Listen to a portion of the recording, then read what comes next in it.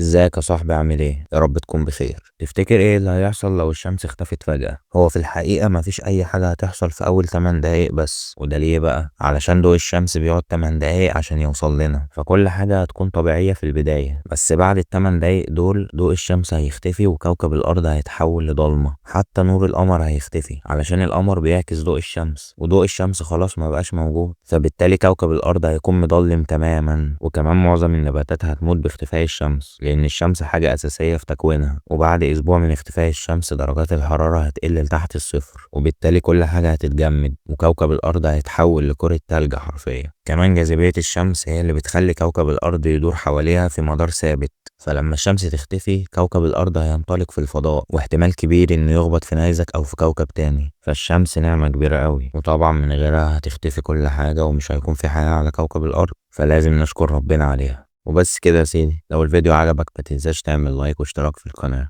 سلام.